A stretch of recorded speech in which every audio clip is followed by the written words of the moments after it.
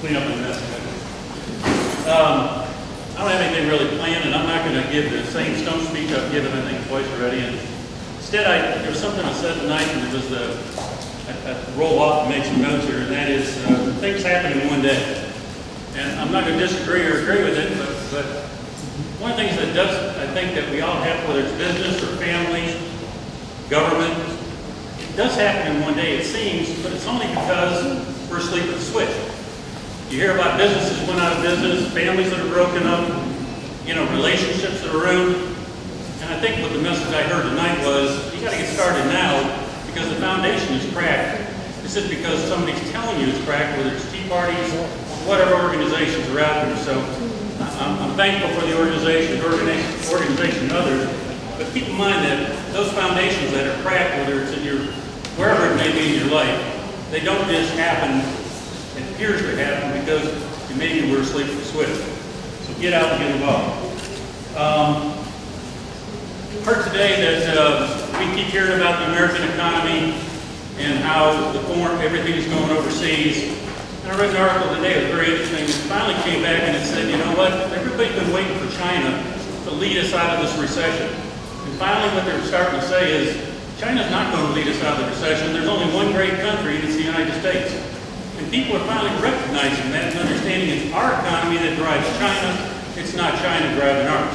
It's taken a long time for people to realize it. And the people in the United States have to realize it as well. And part of that is just getting out to vote. One of the things that's really a hot button for me, and I'm maybe not the right direction where I'm going here, but I get really irritated with this redistribution of wealth. Redistribution of wealth. And what I also get irritated with, we talk about immigration. The other day I went to a meeting and talked to 912 about immigration and the laws, lack of really enforcing the laws, but we need more laws that we can put in place so we don't enforce them as well. We're talking about immigration. My grandparents came here, and they came here to be active citizens and provide something for this country. And yet we're sitting here wanting to bring people in with amnesty or whatever the case may be, and instead the grandparents and people that came over here before and made a contribution are similar to the people that are here right now. Maybe their parents or grandparents immigrated. You mentioned Tiger Woods, you mentioned Oprah, you mentioned Warren Buffett, Bill Gates.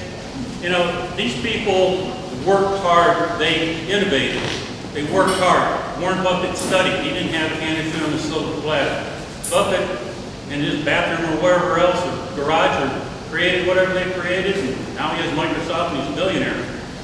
And here we sit with immigrants that want to come here, we want them to come here and be part of this country, and instead of going through the legal process, we're going to let them in an amnesty.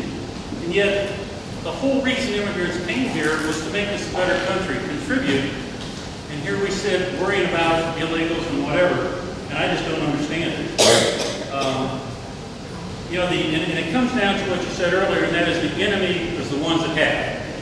And you can mention billionaires they have, millionaires they have, but everybody in this room is somebody who does have.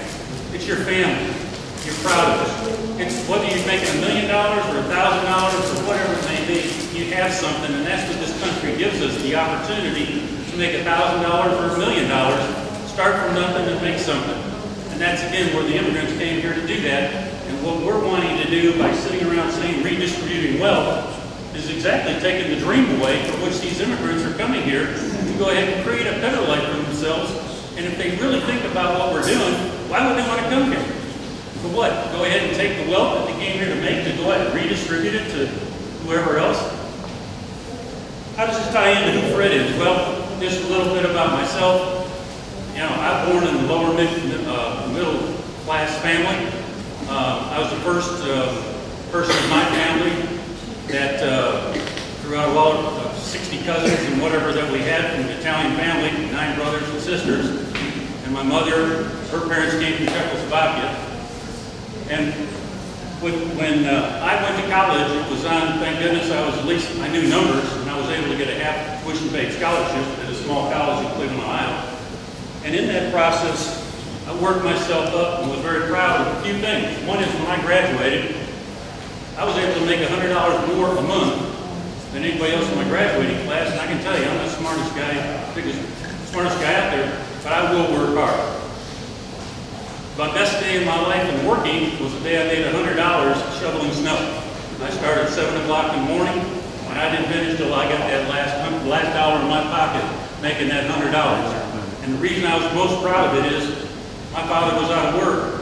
He was a carpenter, union carpenter at that, and he needed that $100 that month to make the rent payment.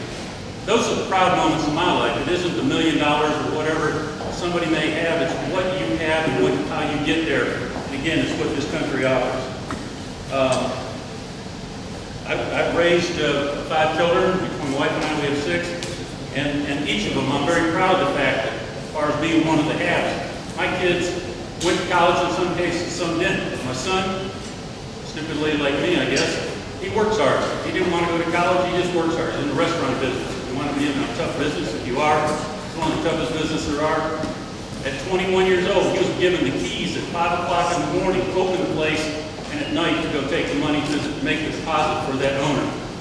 That's the kind of things I'm proud of in my children, when they went to college and what they do. He knew what it took. It took hard work to make what it was, to make who you are and what you're going to get. He's 28 years old today and has had an opportunity to be a part of a business. I'm a businessman. You know, as far as the county goes, I'm running for the 2nd District. I understand that running business is about one thing, and that is you get people involved.